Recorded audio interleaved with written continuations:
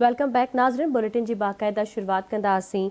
SUP जो सिंध मार्च शारा फैसल खां पंहिंजी मंज़िल कराची प्रेस क्लब तरफ़ रवाना है। सिंध यूनाइटेड पार्टी के काफ़िले में वॾे अंग में कारकुन शरीक आहिनि।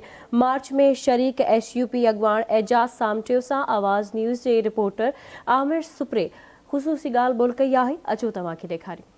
नाज़रीन बिल्कुल SUP जी जेकी रैली है वह बलोच पुल खां जेको है कराची प्रेस क्लब जे तरफ़ रवानी थी वही है। ये रैली जेकी है 15 फरवरी खां जेकी सखर खां निकती सिंध के मुख़्तलिफ़ ज़िलनि खां थींदे अॼु बलोच पुल खां जेको है फुआरा चौक पुजंदी है। फुआरा चौक ते जेको है जलसो कयो वेंदो जिथे जेकी क़यादत है वह जेकी है खिताब कंदी। हिते असांजा SUP जा अॻवान मौजूद आहिनि रैली में। एजाज़ साहब कीअं था ॾिसो अवां पूरी सिंध में जेको है सफ़र करे आया हो 750 किलोमीटर सफ़र करे आया हो। अवां कीअं था ॾिसो त सिंधी माण्हुनि कहिड़ो अवां खे रिस्पांस ॾिनो आहे? ॾिसो मां सम्झां थो त असां बि मीडिया जी तरफ़ सां सॼी सिंध खे ॾिठो आहे ऐं सॼी सिंध तमामु शानदार मोट ॾिनी आहे। लखनि जे तादाद में माण्हुनि सां राब्तो थियो आहे ऐं असां अॼु पुरूं वेंदा आहियूं त अॼु कराची जो जेको बाशऊर माण्हू आहे उहो रोडनि ते हूंदो ऐं SUP जे हिन मार्च खे मोट ॾींदो।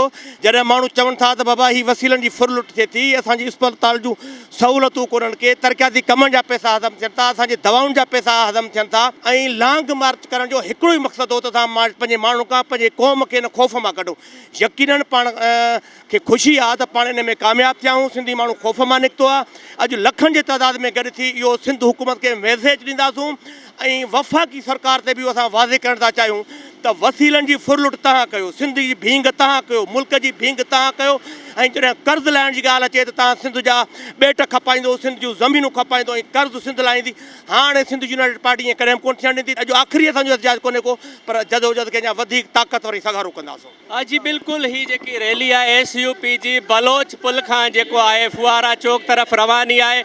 हज़ारे जेके क़ौम परस्त जेके कारकुन आहिनि उन सां गॾोगॾु SUP जा जेके अॻवान आहिनि उहे बि हिन रैली में शरीक आहिनि ऐं सैयद ज़ैन शाह जंहिंजी तबियत अचानक ख़राब थी वई उहो हिन रैली मां जेको आहे हॉस्पिटल मुंतक़िल कयो वियो। पर ॿुधायो इहो पियो वञे त सैयद ज़ैन शाह बि हिन रैली खे कंहिं न कंहिं रस्ते में जेको आहे ज्वाइन कंदो।